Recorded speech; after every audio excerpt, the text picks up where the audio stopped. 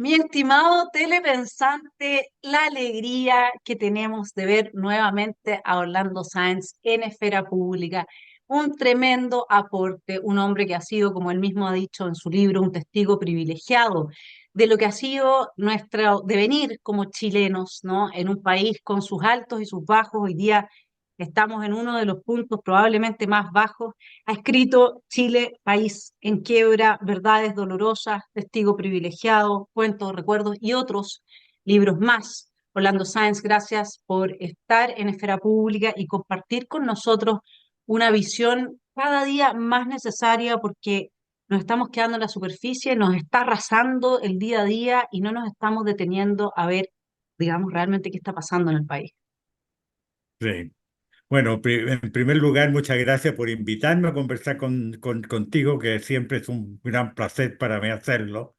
Y bueno, yo puedo colaborar. A mí me está pasando un poco al revés. Me estoy concentrando en temas muy de fondo y apartando un poco de la contingencia diaria de Chile, porque Chile ya entró en la vorágine de las elecciones. Somos un país electorero, parece. Nos encantan los periodos preeleccionarios y discutir si el candidato tal o el candidato cual, qué sé yo. El menudeo ese, que es bastante raro verlo tan lejos todavía de los cambios, del cambio de gobierno, pero como este gobierno ya está jugado, ya está agotado, digamos así, no queda más que esperar los aconteceres del futuro.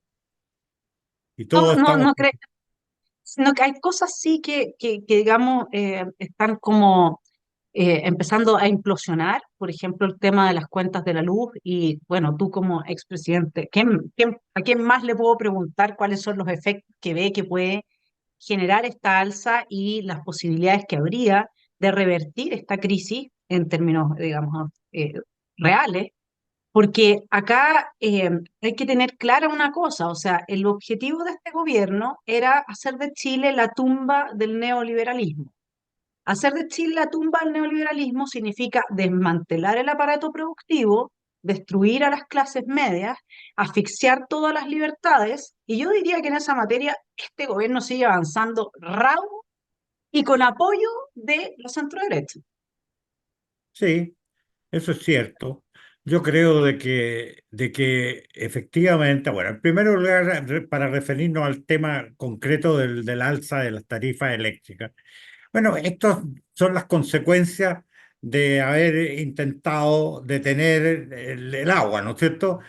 Si cuando se cae en una situación de tarifa retenida, siempre llega un momento en que el agua se desborda y vienen estas situaciones en las que no hayan que hacer, porque como estuvieron varios años deteniendo la marcha de los precios, ahora se encuentran de repente con que tienen en un año electoral que aplicar un alza descomunal, grande, muy grande, y temen todas las consecuencias que eso acarrea, consecuencias electorales. Eh, bueno, estamos viviendo la época pues, preelectoral de las unidades vecinales, como las municipalidades, las gobernaciones regionales y qué sé yo.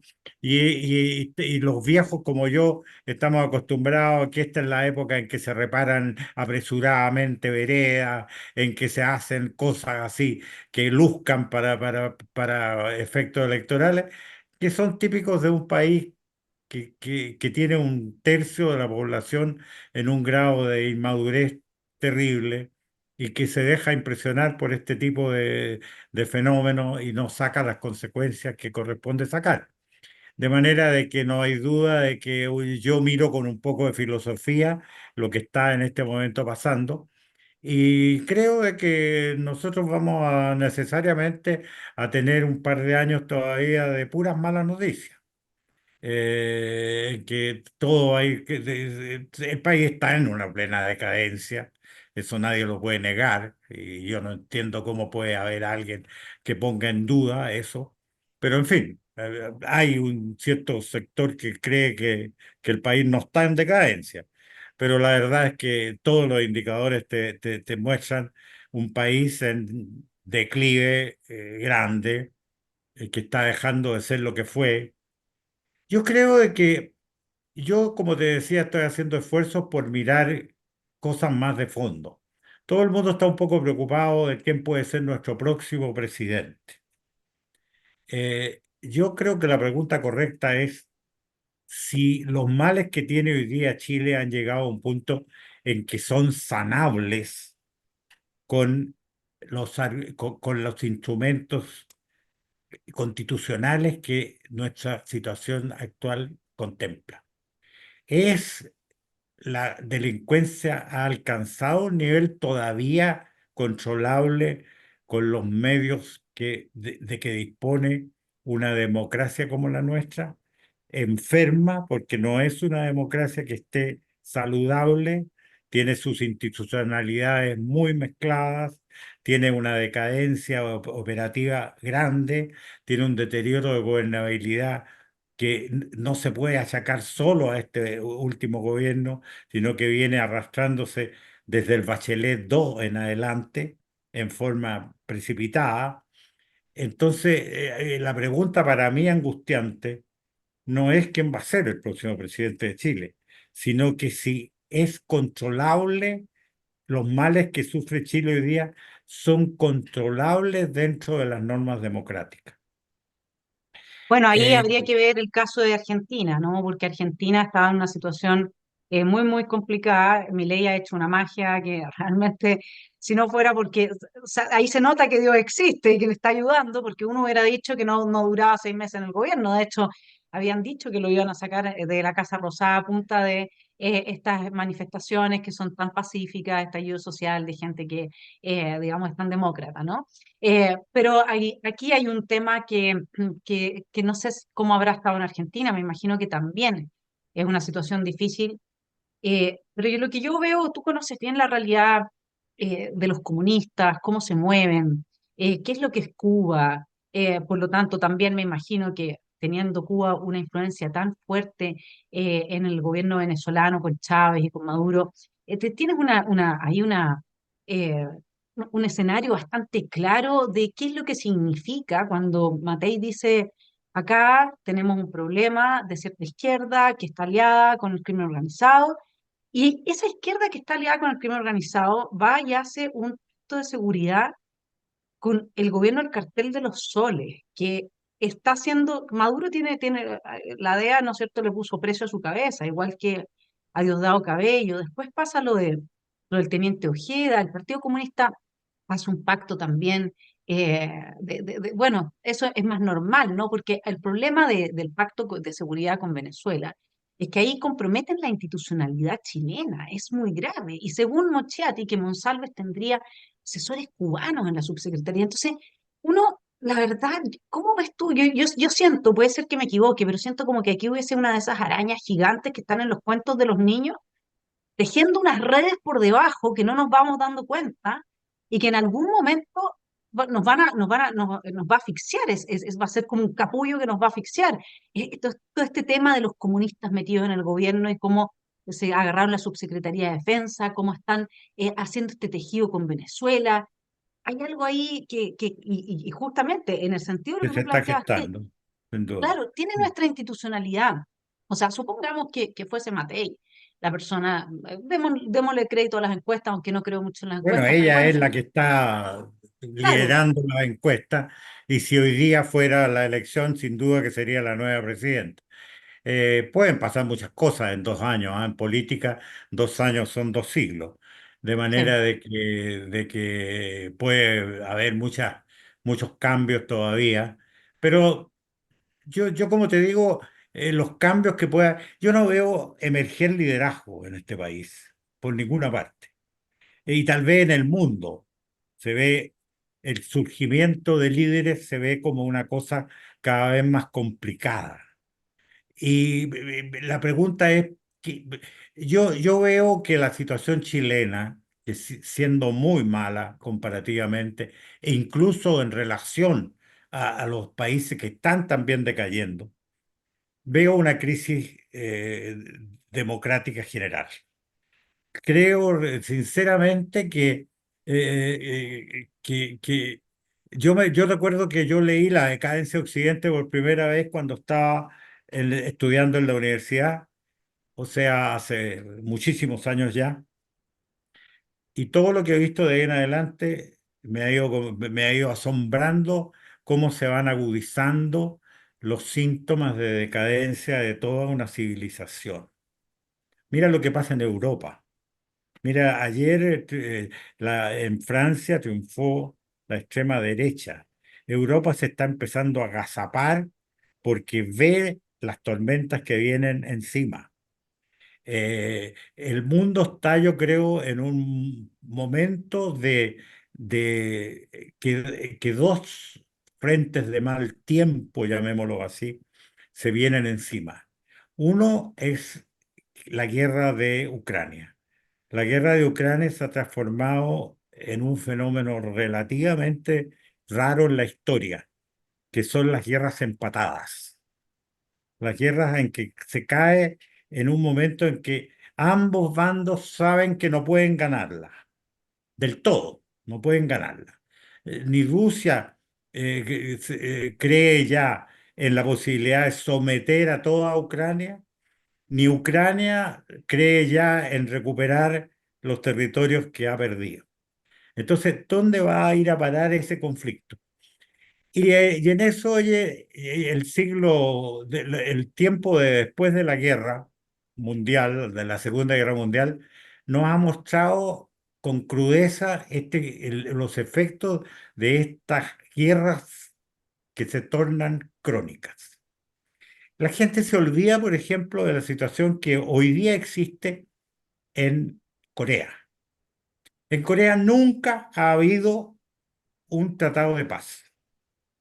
Si nos atuviéramos nosotros a una situación jurídica, la Tercera Guerra empezó. ¿Por qué? Porque en Corea existe un estado de guerra vigente, que está congelado. Está congelado por un armisticio que se pactó por 3 años para estudiar en esos 3 años un tratado de paz. Ese tratado nunca nació y por lo tanto lo que ha habido es una tregua de que va a cumplir 70 años, pero que no altera en nada el estado material de que existe una guerra declarada ahí que tiene 70 años de pausa, pero que está latente.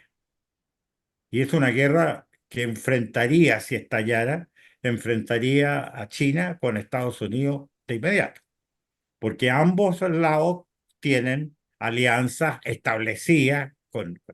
Bueno, hoy día he estado muy preocupado de ver los analistas internacionales, casi todos están concluyendo que de lo de Ucrania lo que más se puede esperar es una situación de ese tipo, una tregua que se prolongue en el tiempo.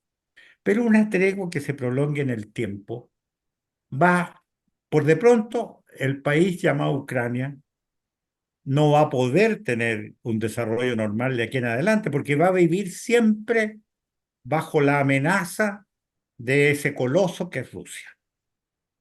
Entonces, ¿cómo sostener a una Ucrania a la sombra de esa situación? Bueno, claro, lo entonces, que pasa, a mí me pasa ahí, Orlando, que yo, bueno, démonos ese minuto internacional, pero a mí me pasa que los motivos que llevan a Putin a invadir Ucrania exceden el asunto específicamente territorial. Ucrania empezó a ser como un poco una amenaza para Putin en términos culturales, en términos del posicionamiento político de ciertas fuerzas internacionales. Y entonces Putin reacciona porque Ucrania mismo, no solamente por un tema geopolítico, sino que también por un tema cultural y por un tema de cómo se fueron instalando ahí fuerzas que son anti-Rusia, digamos, y que son anti-civilización cristiana occidental, que hoy día los tenemos en todas las universidades importantes del mundo, las empresas que firman la Agenda 2030, todos están en contra de la democracia y están en contra del capitalismo. Tiene que ser todo ecocéntrico, todo sostenible, y avanzan las destrucciones de nuestras democracias es profeso. Lo ¿sí? están haciendo para instalar su nuevo orden mundial, eso lo dijo Schwab, y cuando uno dice, oh, las democracias están decayendo, no, no es que estén decayendo así simplemente porque este es un fenómeno como que de repente llegó el otoño y cayeron las hojas de los árboles. Esto lo están provocando. Entonces, Sí. yo no creo, honestamente, yo no creo que Rusia vaya a permitir que de esto se quede una situación como congelada, como la de Norcorea, porque hay algo más en juego. El fenómeno, a mi juicio, es distinto. La reacción de Putin ante una OTAN que viene avanzando, él les pidió que respetaran ciertas fronteras, él pidió ser considerado y ser integrado, ¿no es cierto?, como un miembro más en términos de que Occidente lo aceptara, Occidente, digamos, ¿no? Y a Putin en realidad se le trató bastante mal. Entonces, finalmente, es obvio que él, al verse amenazado de esta manera, y Zelensky es un gobierno muy corrupto, también no vamos a hablar de la corrupción de Rusia, pero bueno, porque ahí están bastante empatados, pero es complejo. Yo, como conozco o como intuyo la reacción de Putin en términos de la amenaza que estaba significando Ucrania en las manos que estaba quedando y lo que se estaba avanzando desde Ucrania en términos culturales, etcétera. Yo creo que Putin no tiene la posibilidad de dejar esto como una guerra congelada sin una determinada victoria. Lo veo difícil eso. Y luego Ucrania, efectivamente, el reordenamiento que se va a tener que producir ahí, porque al final, en ese, no sé qué piensas tú, pero a mí me da la sensación que en esa guerra se están manifestando, como suele pasar, fuerzas que están enemistadas muy por fuera de esa guerra y que no tienen, Sí. ¿no es cierto? En eso Entonces, te quiero razón, pero yo soy más pesimista que tú respecto a las intenciones de Rusia. Mira, yo estoy en este momento, mi actividad hoy día es terminar, espero que no sé en qué plazo, pero rápido, un último libro. Y por otro lado, estoy, como te decía, bastante concentrado en macro temas. Escribí hace poco, estoy escribiendo una columna cada 15 días en un medio. Escribí hace poco un análisis de este problema que estamos tocando de la situación de Ucrania. Eh, y la verdad de las cosas es que no es para un artículo, no es un artículo propiamente tal, no se puede resumir en 2 páginas de no, una situación tan compleja como. Y por lo tanto me salió una cosa mucho más larga, que lo único que he hecho hasta ahora es subirlo a mi página personal, que es muy poco vista y por lo tanto, pero lo que te quiero decir con todo esto es que yo hago un recuento de la historia de Rusia. Nosotros conocemos la historia de Rusia en aproximadamente 1800 años.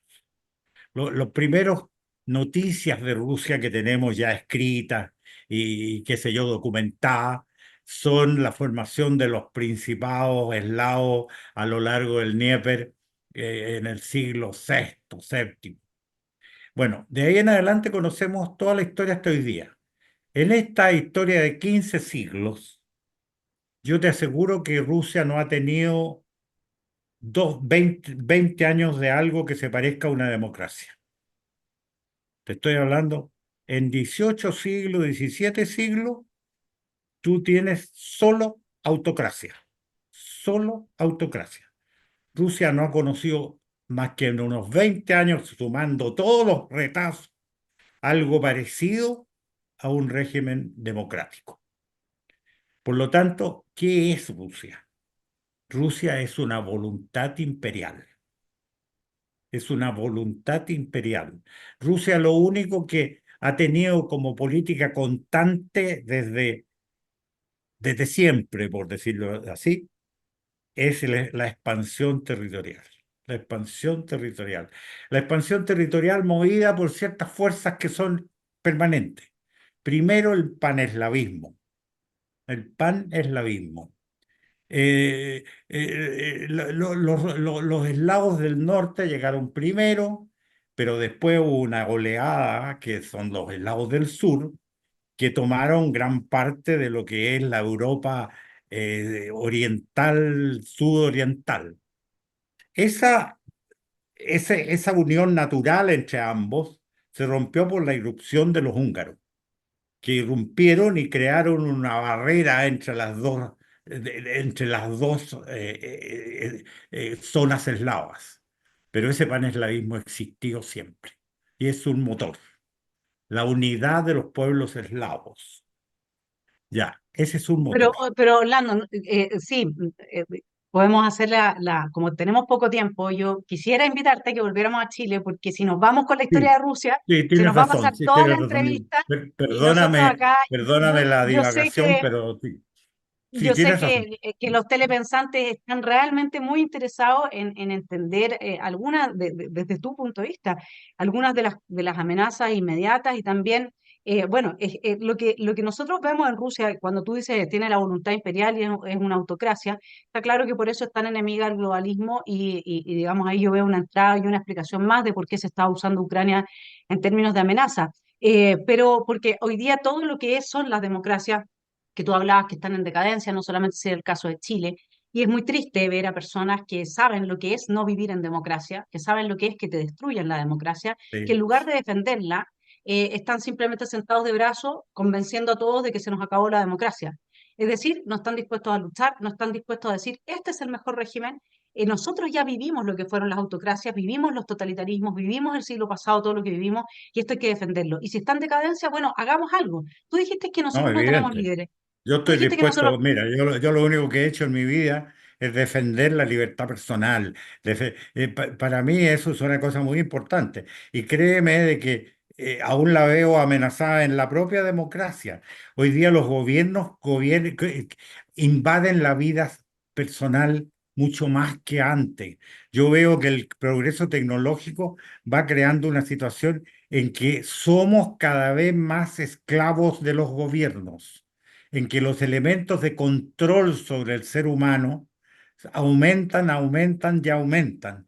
Y los cambios tecnológicos crean, oye, un poderío en el Estado tan grande que la libertad personal se va perdiendo. Y yo estoy dispuesto a luchar hasta el último día de mi vida porque eso no pase, pero, pero me siento un tanto abrumado por esta situación en que lo único que veo es más intervención estatal, incluso para corregir las cosas que tú hablabas, por ejemplo, de las doctrinas de economía centralmente dirigida que buscan la destrucción del sector privado. Eso es indiscutible.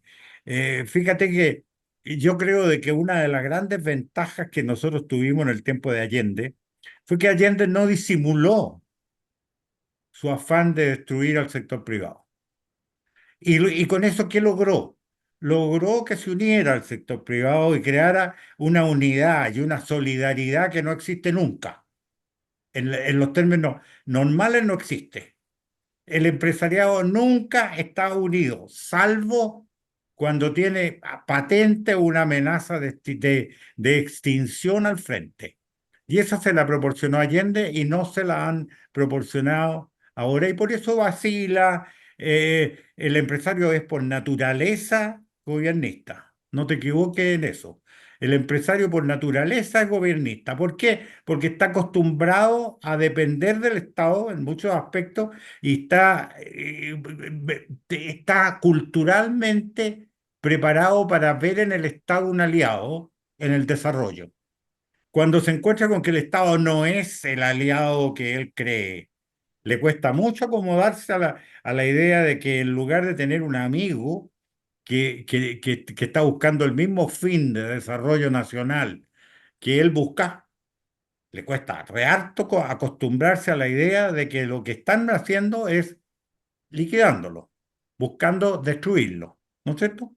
Bueno, pero resulta de que por otro lado tú tienes una doctrina que para dominar necesita controlar ciertas cosas, para que las doctrinas de tipo comunista controlen un país, necesitan en forma implacable controlar la educación, controlar la salud, controlar la vivienda, controlar la previsión. Esas cuatro cosas son, cuando tú tienes en las manos del Estado esas cuatro cosas, eres un esclavo del Estado y dejaste de tener derechos, como te lo ha demostrado todo régimen del tipo comunista que existió en el mundo. Ninguno se escapa de esa definición. Y por lo tanto, siempre los gobiernos del tipo como el que hoy día tenemos, ideológicamente en el fondo, pretende esos fines. Ahora tú te pones a pensar, ¿por qué nosotros pagamos extra por tener una salud cuando tenemos en teoría una salud pública gratuita? ¿Por qué pagamos un extra por tener para nuestros hijos una educación cuando existe en teoría una educación pública gratuita? ¿Por qué lo hacemos?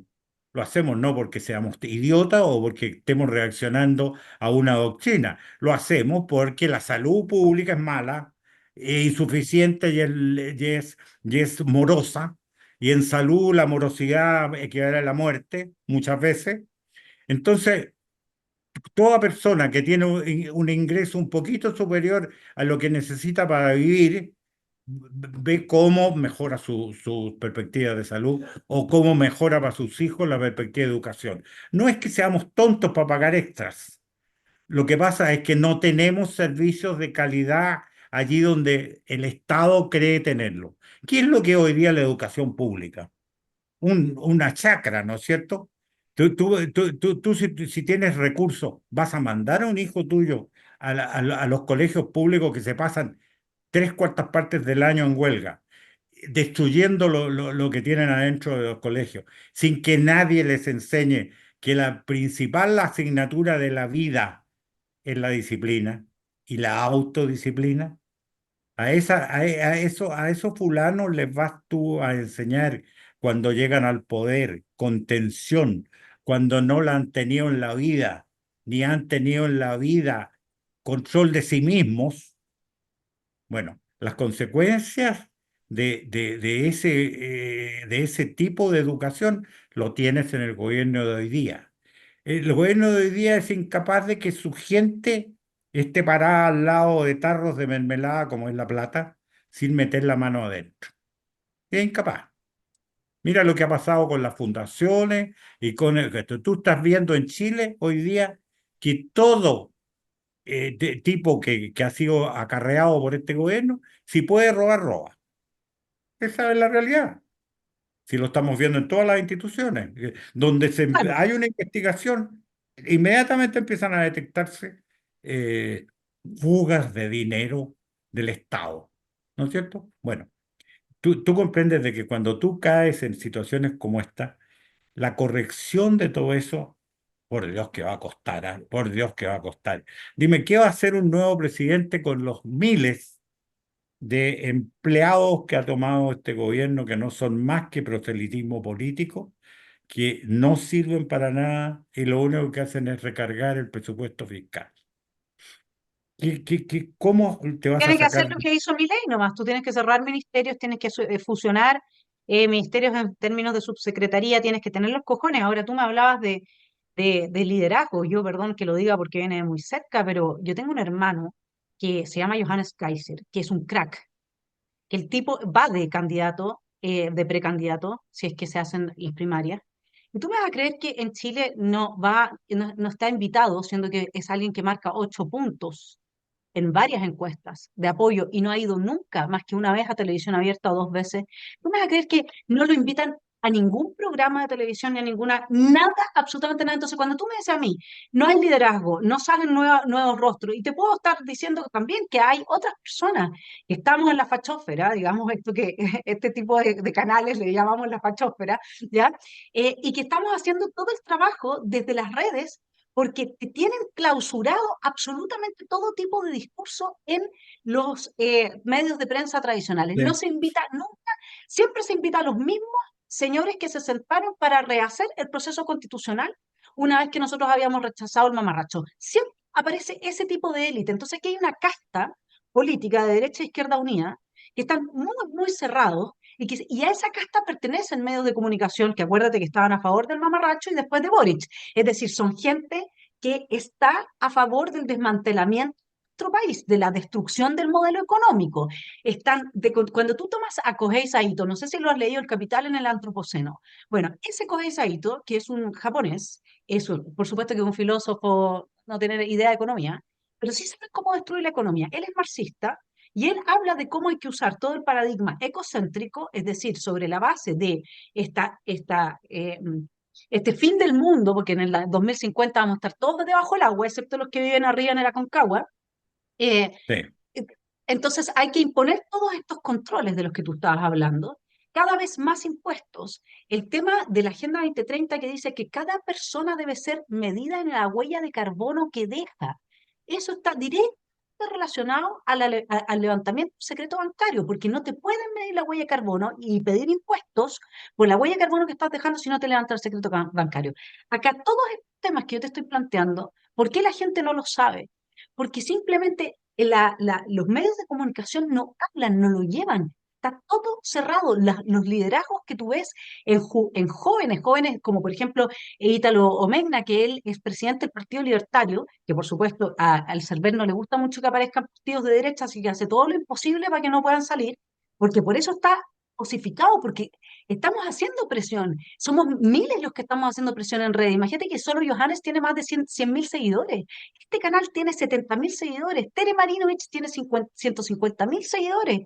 Y resulta que está todo cerrado. No permiten que entre nadie más que sea de la casta. Y la gente por eso no se entera de que hay nuevas ideas. No se entera de que sí hay una derecha.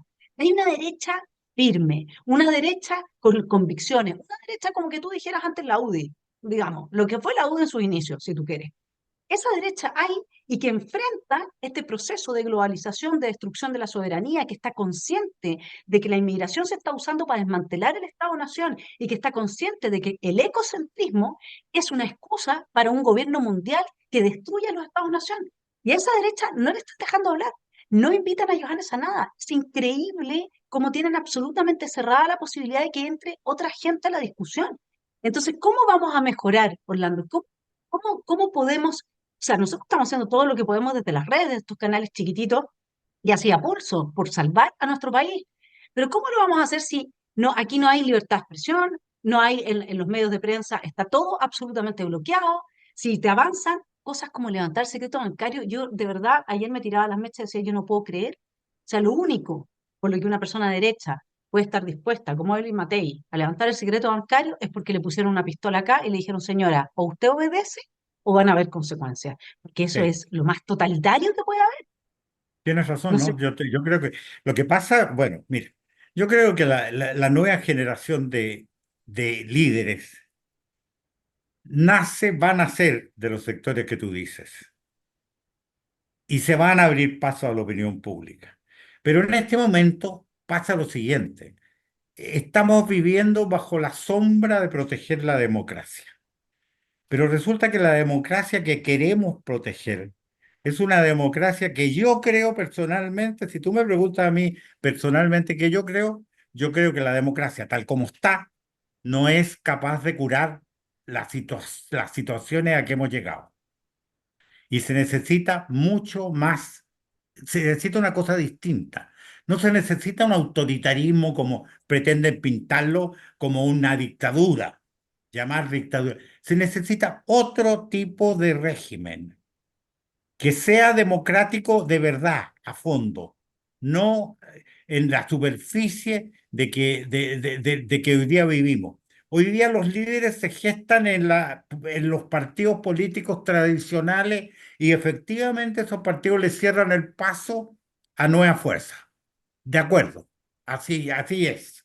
La derecha gira en torno a que, en definitiva, quienes piensan como yo vamos a tener que terminar votando por ellos porque no tenemos alternativas. ¿No es cierto? No tenemos alternativa. Sí, yo me acuerdo, oye, de una anécdota que protagonizó Sergio Nofre Harp, que Sergio Nofre Harp está lleno de anécdotas que muestran su agudeza mental en los tiempos. Yo me reía mucho con las cosas de él en su tiempo. Me acuerdo que cuando estaba la elección entre Piñera, en la primera de Piñera, entre Piñera y no me acuerdo quién era el candidato de la izquierda de esa elección. Bueno, pero en todo caso, a él le preguntaron en un momento dado, oiga, ¿y usted por quién va a votar?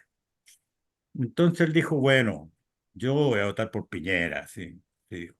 Pero me hago la pregunta, ¿no hay en Chile algo mejor que Piñera y el otro? Bueno, parado frente a eso, tú llegas a la conclusión de que nosotros vamos a estar en situaciones muy parecidas a esta, ¿eh? El propio americano hoy día da para pensar, no hay en Estados Unidos, país de 300 millones de habitantes y de un poder increíble en todo sentido, no hay mejor que Trump y Biden, ¿te fijas? Bueno, eh, yo creo, te digo, de que efectivamente los liderazgos van a provenir. Yo me hice el propósito, fíjate, de entrevistar a quienes asomaran como candidato a la presidencia, como presidenciable en Chile. Y con el único que me resultó el tema fue con Cast. Después no he logrado nada de ninguno de los demás. He tratado inútilmente de tener una entrevista con la Matei. No me ha pescado para nada. Y lo entiendo, porque va a estar preocupada ella de un fulano que escribe y lo lee en cuatro gatos. Bueno, eh, Pero eh, fíjate que yo he llegado, Orlando, a una conclusión respecto del mal menor, ¿no? De la teoría del mal menor. Y yo creo que el mal menor hoy día es el mal mayor, porque sí, hay, sí, hay en una, eso estoy de acuerdo. sí, hay una En eso estoy virtud de acuerdo. en el hecho de que tengamos a Boric y sus secuaces en el gobierno, digamos, que es que no es tan fácil decirle que sí. O sea, la derecha igual tiene que pagar un precio cuando le dice que sí a Boric, porque es Boric y porque son lo que son. En cambio, si nosotros tuviéramos a alguien que parece de derecha, como a mi juicio es el caso de Evelyn Matei, puedo estar equivocada, pero lamentablemente lo del secreto bancario creo que va más allá de lo razonable. Creo que eso ya es, eso es dejar a la gente literalmente en manos de un servicio de impuesto interno que está además en parte capturado por el Partido Comunista y ella no puede no saber una cosa así. Por lo tanto, el daño que tú puedes llegar a hacer en definitiva, a todo lo que es la confianza interpersonal, a lo que es la libertad de alguien de regalarle a su hijo 50 lucas, 100.000 pesos, de apoyarme a mí como influencer con 100.000 pesos, qué sé yo, que son donaciones que están está dentro del rango de las donaciones que no se tiene que ir a declarar la intención al juez por el monto, porque son 7.000 pesos, qué sé yo. El daño que ella va a hacer, o sea, la gente, nosotros sabemos cómo actúa el comunismo y el comunismo te persigue hasta la última. Mira cómo están los militares perseguidos, digamos, porque una cosa es que había militares que tenía que haber juicios y aclararse ciertas cosas, pero otro muy distinto es lo que ha pasado. Estas persecuciones, venganza hasta las últimas consecuencias, se nutren de eso, son resentidos, tienen odio, te van a buscar para que te liquiden. Entonces, ¿cómo ella está dispuesta a abrir la puerta para que te liquiden? Yo, de verdad, en ese momento, prefiero tener una Camila Vallejo en el gobierno. Prefiero 1000 veces antes que una Belén Matei, porque a la Vallejo le van a tener que poner oposición. No van a poder jugarle a favor sin quedar en evidencia. En cambio, si la Ujú. Matei empieza, perdona Evelyn, pero con toda la buena onda, porque personalmente yo creo que es una persona muy carismática y creo que tiene un buen corazón, pero a mí, por eso es que tengo la intuición de que aquí hay mucho de pistola al pecho, de que lo que sucedió con el segundo proceso constituyente tiene que ver con otras fuerzas, con otras amenazas y que no les quedó otra que asumir un rol de traición a la patria, porque eso es lo que hicieron, traición al resultado del soberano que había dicho se acaba con esto, y el 142 mandataba a que se acabara con el tema. Me parece que acá hay cosas en juego que no estamos viendo. En parte, Evelyn lo dice cuando dice lo del crimen organizado. Imagínate que la amenaza de ser opositor político a gente que está vinculada con el crimen organizado. O sea, vamos avanzando en una muy mala dirección y ahí yo sí te podría decir que eh, que tu propuesta de una verdadera democracia, es decir, una democracia donde el monopolio de la coerción lo detente el Estado y donde efectivamente ese monopolio se ejerza cuando corresponde en defensa de la democracia, porque eso fue lo que no pudimos hacer para el 18 de octubre, recuperar nuestra soberanía en materia de derechos humanos, etcétera, porque si no, esto que tenemos ahora efectivamente no es un escenario que permita recuperar el país. Es más, yo soy de la teoría de que aquí, como están refundando Occidente, los marxistas ahora desde los organismos internacionales y quieren, como decía Jeffrey Sachs el domingo pasado, antepasado, en el Mercurio, entonces hacer de la ONU un gobierno mundial, y esto está todo financiado con Porto Davos, con los señores de Davos, BlackRock, etcétera. Lo que ellos están haciendo es desestabilizar absolutamente los países, generar estados fallidos, para luego tener la excusa de venir a intervenir e imponernos su orden. Yo creo que yo creo que ese es el mono acá, la verdad. ¿Qué quieres que te diga? ¿Soy Mira, conspiranoica? yo creo que hay en el futuro una cierta oportunidad en lo siguiente, para la emergencia de líderes nuevos. Yo creo de que, piensa tú, porque nosotros nos centramos mucho en analizar las posibilidades presidenciales de la oposición, pero miremos también el panorama del gobierno. El gobierno está partido en dos de hace mucho rato, ¿no es cierto? Yo creo que las últimas elecciones chilenas desde hace 50 o más años te han demostrado que los partidos se debilitan mucho si no llevan candidato presidencial. Un partido grande que llega, el caso de la democracia cristiana es patético. La democracia cristiana, una parte enorme porcentaje de su decadencia proviene de que hace cuánto que no tiene un candidato eh, Claro, con, con reales posibilidades. No estamos hablando de salud a la bandera, pero yo te diría que desde Eduardo Frei no hay ningún demócrata cristiano en adelante que haya tenido una participación presidencial así con posibilidades. Bueno, mira lo que está hecho el partido hoy día, ha desaparecido de hecho. Eh, por lo tanto, el comunismo y el Frente Amplismo van a tener que llevar candidatos. La izquierda democrática, por darle un nombre, que no se me ocurre otro, la izquierda de los socialistas, los radicales, los PPD, lo que queda de los jirones que quedan de la DC, ese tipo de izquierda, tiene dos opciones nomás, ¿no es cierto? O presenta un candidato con cero posibilidades, o se pliega a la extrema izquierda, ¿no es cierto? Es una posibilidad que existe, pero yo no la creo, porque el precio que pagarían lo que queda de la democracia cristiana, lo que queda de los radicales, por una alianza hoy día con los comunistas sería demasiado, el comunismo dejado, el comunismo, ese comunismo.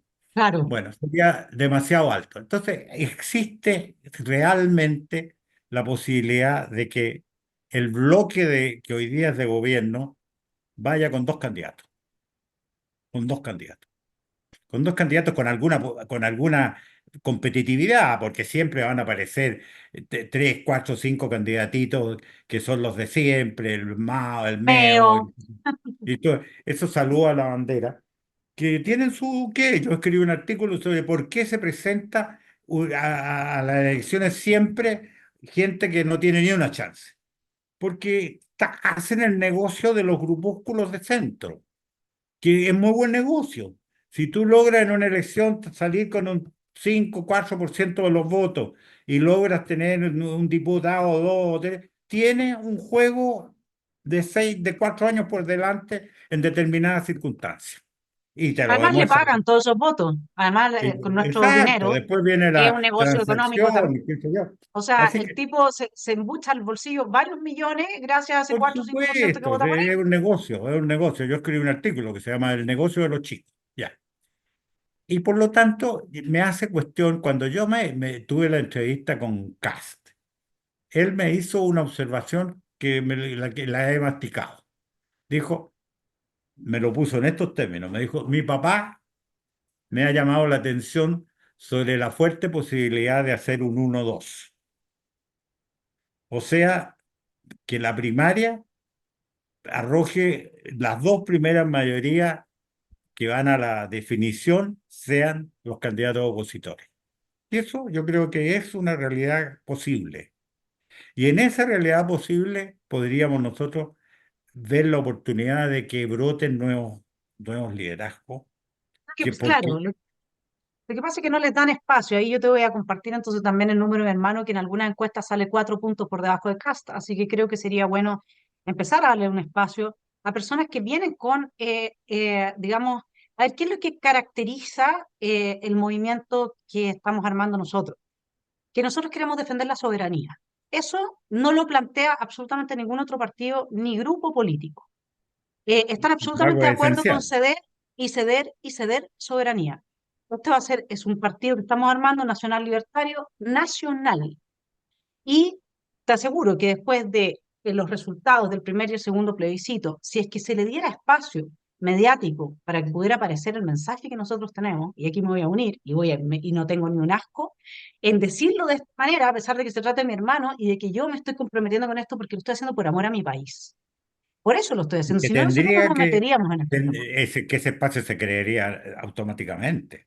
Esa, exactamente, y no le han dado absolutamente ninguna posibilidad, ni a él ni a otros que también están un poco en la misma línea para poder aparecer y empezar entonces a forjar una alianza entre una ciudadanía decepcionada de esta casta, que la otra vez salió en Cadem, que no sé si era Cadem o Pulso Ciudadano, que decía que sí, la gente estaba mayoritariamente por alguien de derecha, pero no quería que fueran ni la Matei ni Cast, porque no te olvides que Cast traicionó a quienes votaron por consejeros que habían dicho que estaban en desacuerdo con el segundo Sí, proceso constitucional. sí. Y esa traición le va a salir carísima. Como dice Axel, Bueno, eso es ya un le ha tiro en salido la carísimo. cabeza. Yo creo que Exactamente. ya le ha salido Entonces, carísimo. entonces yo creo que al final acá, si nosotros queremos realmente conservar, mejorar, recuperar una democracia sólida, etcétera, tenemos que restablecer el vínculo de representación entre el ciudadano y las autoridades y las confianzas entre los tres poderes del Estado y las Fuerzas Armadas. Y eso hoy día alguien que tiene tejado de vidrio y que ya ha dado varios pasos en falso, sea el caso de Evelyn o sea el caso de José Antonio, y que no tenga la impronta de querer llegar hasta las últimas consecuencias, porque eso quiere decir no transar y no llegar a acuerdos cuando los acuerdos van en contra del país y van en contra de su ciudadanía. O sea, si es que uno no se plantea en este momento con ese tipo de discurso, entonces las cosas van a seguir en este deterioro más rápido o más lento, pero en algún momento va a ser crisis. Y ahí te quiero hacer una pregunta, porque tengo una intuición yo. A ver, van a subir las cuentas de electricidad entre 40 y 60%. ¿Tú te imaginas la pyme con eso? Y luego tenemos toda esta situación de descontento del ciudadano con la casta política. ¿No huele a estallido 2.0 esto? Sí, sí, yo creo ¿Y que ese sí. estallido transformado en un autogolpe para consolidar una dictadura en el poder? Yo creo que esa oportunidad la tuvieron una vez y no creo que se repita en un plazo ro- Tan breve. largo. Puede ser que, bueno, cuando cayó Allende creíamos que con eso se habían acabado los gobiernos marxistas. Y tú ves que 50 años después resurgió este neomarxismo, que es el Frente Amplio es como un conglomerado de gente que nunca ha leído a Marx, pero que en el fondo adhiere a su tesis básica, más que a Marx, a Lenin, a la transformación de la filosofía de Marx en una praxis política. Porque eso es el comunismo, ¿no es cierto? Es la transformación de la teoría filosófica de Marx en una praxis política. Eso es el marxismo. Bueno, esta gente adhiere a los fines sin tener mucha idea clara de lo que son las fases del asunto. Por ejemplo, ¿por qué se ha disgregado la democracia cristiana en una buena medida? Porque yo creo que dejaron de entender lo que era el marxismo. Dejaron de entender lo que era el marxismo y dejaron de entender lo que era el humanismo cristiano. Entonces, ese vértigo izquierdista de estar siempre a la izquierda, siempre. El Partido Demócrata Cristiano, ¿de qué murió? Murió de, de, de, de, de esa cosa que yo vi. Fíjate que yo me acuerdo la vez que yo conocí a Radomiro Tomic. Radomiro Tomic era la esencia de eso. Era un hombre enfermo de ser el más izquierdista de todos, parado en un macetero que no daba para eso. Entonces, la verdad es que ese afán de no mezclarse con la derecha, que lo que ellos llaman derecha, le ha costado a la democracia cristiana la desaparición.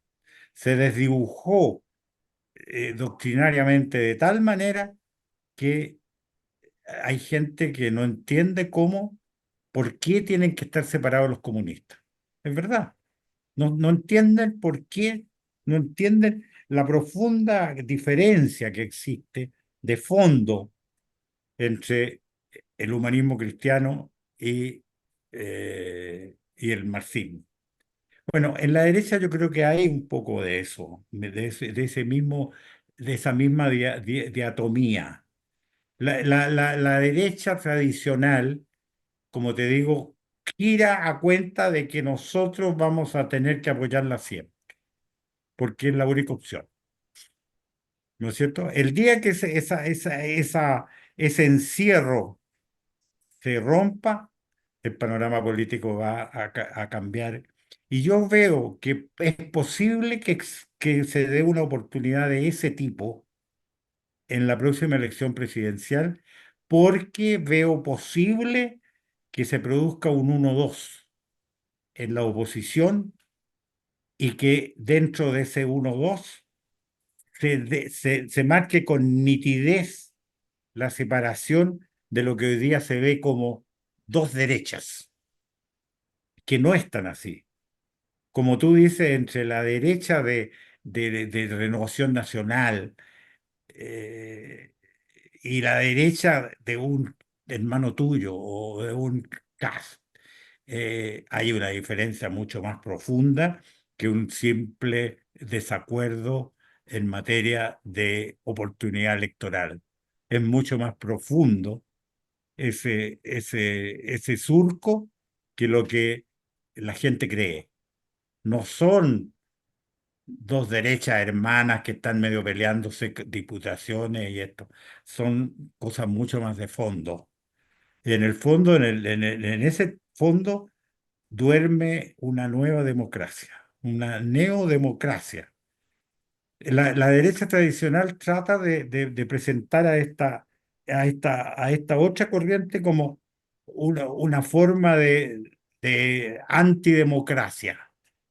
Y no es eso, no es una antidemocracia, es una comprensión de que una democracia perfeccionada tiene que tener metas distintas que las que tiene la derecha tradicional hoy día y tiene que tener sistemas de soberanía distintos. Que la gente confunde la soberanía con la libertad personal, no es así. Un No, país necesita una soberanía de país que no es quitarle su ciudadano interno su libertad. ¿Te fijas? Ahora, el comunismo en Chile tiene, oye, un enemigo que yo no sé si lo ve, que es que Chile por definición es una definición geográfica. El chileno reacciona muy fuertemente cuando se trata de pisar su territorio. Y por lo tanto el deterioro fronterizo, el deterioro que Chile está sufriendo hoy día de país abierto a una invasión, porque sí, y con eso caemos en el tema de Venezuela. Cuando se analice con perspectiva histórica lo que ha pasado en Venezuela realmente Venezuela le declaró la guerra a varios países vecinos. Cuando tú lanzas al mundo un tercio de tu población, Lo que estás haciendo es una invasión disfrazada de otra cosa, pero es una invasión. ¿Dónde ha ido a parar los 5, 6, no sé cuántos millones de habitantes de Venezuela que salieron de su patria expulsados de alguna u otra manera por el régimen que se han dado? Bueno, han ido a parar a Colombia, porque Brasil, oye, oye, Brasil hablará mucho, pero blindó su frontera, ¿no es cierto? Y además lo defienden las selvas. Pero, pero, pero, pero Colombia y consecuentemente para abajo Perú y Chile han sufrido una agresión disfrazada de cualquier cosa, pero una agresión. Chile ha sido agredido por Venezuela que ha metido en este territorio. ¿Cuántos venezolanos habrá en Chile hoy día? Un Unos millón y cuantos, medio, no sé, por ahí. Mm. 1,5 millones para una población. Oye, Sí, estamos pues, hablando de que estamos cerca del 10% de la población del sí, pues. país. Ya. Y en ese 1,5 millones, ¿cuántos tipos que están fuera de control hay? El otro día la TOA hablaba de que había no sé cuántos miles de que no sabían dónde estaban. Un gobierno que no sabe dónde están. Cientos de miles de invasores de otro país, pues yo no me explico cómo se dice gobierno. Pero eso hace a la larga reaccionar al chileno con mucha violencia, porque cuando el chileno tome conciencia de que está perdiendo soberanía, su país, yo creo que va a haber una reacción fuerte. Creo, Ahí y de tenemos al parte. enemigo del comunista, esencialmente. Sí, pues, Chile siempre ha sido Exactamente. enemigo del comunista. Y ahí, Orlando, yo quería plantearte algunas ideas respecto de lo que, un poco, por ejemplo, el tema de la democracia cristiana, que es muy interesante. ¿Te acuerdas que surgieron los autoflagelantes y los autocomplacientes en un minuto, ¿no? ¿A propósito Sí, de qué? A propósito de que esto yo lo cuento en mi libro porque mi análisis es psicopolítico, entonces a mí me gusta mucho entrar, como todo esto es una guerra en parte muy psicológica, ¿no? A mí me gusta mucho entrar desde ahí. Y lo que yo pude observar desde fuera fue que aquí se activó el instinto de la culpa. Nietzsche habla de que en nuestro marco cristiano occidental la culpa ha devenido en un instinto, como lo es el instinto de autoconservación, que te caes al río y te pones a nadar, no piensas, reaccionas, ¿no? sí. Y que este grupo de autoflagelantes, fíjate, les activaron el instinto de la culpa a estas nuevas generaciones muy bien formateadas en términos psicopolíticos por Laclau, por todo lo que es Foucault, todo lo que es esta vertiente de la nueva izquierda que está asociada a esta psicología. Y entonces ellos llegaron a tocarle esa tecla, decirle, ustedes profundizaron el modelo del dictador. Y eso fue algo que una parte de la democracia cristiana con la que no pudo vivir con esa culpa y se entregó 100% a la disolución finalmente de ese centro político que es tan necesario, porque no soportaron que les dijeran eso, que ustedes profundizaron el modelo de la dictadura, ¿no? Y después por el parte de la derecha, a mí me pasa otra cosa, psicológicamente analizándola. La derecha tiene una inclinación irrefrenable a la genuflexión. Les encanta obedecer, les encanta ir de rodillas y decirle que sí al enemigo político. Tienen como un síndrome de este Estocolmo, ¿no?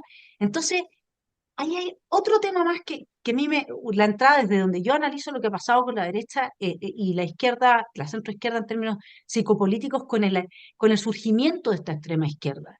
Y el otro tema que también me parece que es súper importante es la diferencia entre la derecha y la nueva derecha, es que la derecha de casta hoy día tiene tejado de vidrio y por lo tanto no tiene capacidad de ser oposición, no tiene oxígeno para ser oposición, porque cualquier cosa, los fiscales y jueces activistas que han perseguido a carabineros y Fuerzas Armadas y de orden por poner orden para el 18 de octubre, son los mismos que después los pueden ir a buscar por el chanchullo que hicieron una municipalidad aquí, el negocito de Soquimich por allá, el caso Penta por el otro lado.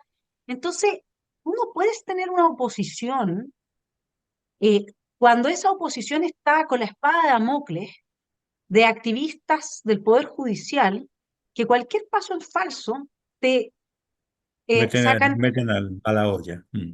Claro, yo creo que ahí hay un tema también del que nos tenemos que hacer cargo las personas que amamos nuestro país y que queremos que salga de este atolladero que nos tiene en caída libre en el precipicio, en el fondo, ¿no? Podemos confiar en el anticomunismo del chileno, pero nosotros necesitamos apurar la solución y el remedio a todo esto antes de perder a nuestro país. Y yo creo que la casta política tiene que ir de salida ya, porque no tienen cómo moverse. La oposición no puede ser Sí, oposición. Ese es el problema. Y yo creo que ahí hay una explicación que quizás es pedestre y muy simple para los que les gusta la complejidad intelectual, de por qué les han cedido en todo. Porque no hay mm, nada que no se lo hayan dado. Sí, es impactante. Lo que sí, hicieron con los dos procesos constitucionales fue, yo entiendo que el primer proceso estaba asesorado por la ONU, que la ONU tenía metido a sus agentes acá diseñando nuestras instituciones plurinacionales, eso es lo que quieren destruir a los países y en eso están, ¿no? Y el segundo proceso venía este comité de expertos, que en realidad era pura gente izquierda prácticamente, y el único que había republicano es más tibio que, no sé, po, es súper tibio. Entonces, y solo tampoco podía hacer nada. Y finalmente el texto era un 76% de lo que había salido intacto del comité de expertos. O sea, era un proyecto de izquierda que nos imponía un cambio de modelo hacia el Estado Social y Democrático de Derecho que garantizaba la provisión de esos derechos sociales que tú dijiste, cuando están en manos del Estado, se acabaron las libertades. Y eso mm, lo apoyó la derecha de Casta también. Entonces, de ahí es que te cuento un poco, y le cuento porque nuestros telepensantes están enterados de esto, por eso siguen este canal, digamos, te cuento un poco en qué estamos nosotros, porque al ver yo ese proyecto, no sé si compartes conmigo, pero a mí me dejó tan impactada que la derecha fuese capaz de apoyar un proyecto de nueva constitución que garantizaba derechos sociales jurídicamente, que destruía nuestras libertades, que distribuía los cargos dentro de la sociedad por genitales, entre hombres y mujeres. Pero ahora si yo te pregunto si Emilia Schneider es mujer o no, vas a tener que tener cuidado al contestar, porque resulta que hoy día la categoría mujer la deconstruyeron. Entonces nos cambiaban, nos refundaban el país igual. Y esto la casta política completa lo apoyó, junto con empresarios, un corporativismo repugnante. Aquí se perdía al país. Entonces, mm, yo todavía estoy estupefacta, sé que hablo con pasión porque siento esa angustia de la que tú hablaste en algún momento, esa angustia de cómo nos están destruyendo nuestro país, esta invasión que ha hecho Venezuela y los organismos internacionales ahí no tienen ningún problema. Eh, en ese punto no les interesa, al contrario, tú sabes que debajo en el ODS 10, que dice esto de la igualdad entre los países, y en los países de la Agenda 2030 se establecen biopolíticamente, desde la perspectiva biopolítica, la necesidad de tener políticas de migración ordenadas. Eso quiere decir que esto es como Pol Pot, pero a nivel global. Sacan a unos de acá y para igualar a Chile con las clases más bajas de Venezuela, los meten acá o los hacen acá. O sea, imagínate, o sea, responde a lo de ese 10.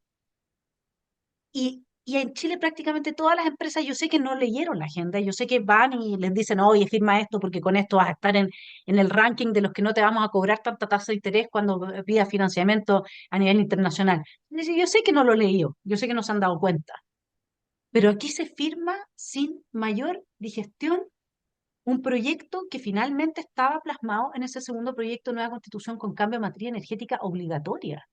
El cambio de sí, materia energética ha destruido esas energías verdes. Es tanta la complejidad que tienen para inyectar, para no sé qué. Eso ya a mí me supera la explicación técnica, pero ha encarecido enormemente nuestra energía. Entonces, aquí realmente yo creo que tiene que haber una toma de conciencia y tiene que también haber una decisión de quienes vamos a luchar por esta neodemocracia, esta nueva democracia, como dices tú muy bien, y tiene que haber una decisión de apoyar a los que queremos rescatar a nuestro país de las fauces de todo, desde Venezuela hasta la ONU, sí, digamos, ¿no? sí. Así que Sí. si quieres me haces un comentario final y respecto de estas Mira, reflexiones, yo tengo muchos comentarios a todo lo que tú has dicho, muchos comentarios. En primer lugar, te voy a decir una cosa. Yo creo que el quiebre interno de la democracia cristiana es mucho más antiguo de lo que a primera vista parece. Yo en el nuevo libro yo hago toda una un relato más detallado que lo que he hecho de mis conversaciones con don Eduardo Frei. Y por lo tanto, los comentarios de don Eduardo Frei Montalva me demuestran de que ya él veía el partido, Mira. dividió en dos. Ujú. Él cuando me dice, yo cometí el gran error de que cuando fui electo presidente me llevé al gobierno a lo mejor que tenía la democracia cristiana y sin darme cuenta le entregué el partido a mis opositores. Él cuando se refiere a eso ya, ya estaba hablando de que había dentro de la democracia cristiana una corriente a la izquierda, fuertemente a la izquierda, que, que, que se había quedado con el partido. La de Fuentealba, la de Renán Fuentealba. Después, en otra parte, él me hace el comentario de que perdimos la elección porque fuimos con el único candidato que podía perder, refiriéndose a Tomic. La elección se perdió porque teníamos tres, cuatro candidatos para ganar y corrimos con el único que podía perder. Y, o sea, él otra vez te está dando una señal de que veía el partido dividido en dos. Y estamos hablando de esos años, antes que de Allende. O sea, esa escisión dentro de la democracia cristiana se gestó antes, no sé cuándo, pero antes. Eso por un lado. Por otro lado, es completamente cierto lo que tú dices de que la derecha lo que pasa es que yo creo que la derecha tradicional, en mi nuevo libro, yo tengo también un capítulo extenso referido a mis conversaciones y mis contactos con Jaime Guzmán. Ujú. La Renovación Nacional de hoy día y Jaime Guzmán son dos cosas bastante distintas. Son dos cosas bastante Sí, distintas. claro.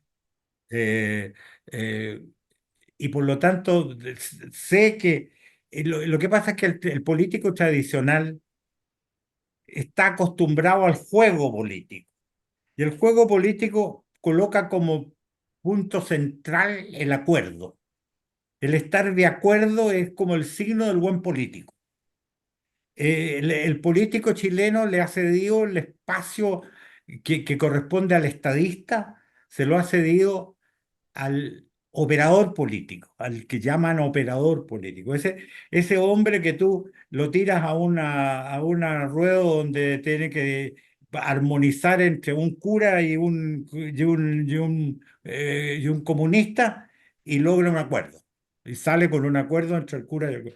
Bueno, Claro. ese tipo de personas no tienen otra meta que llegar a un acuerdo.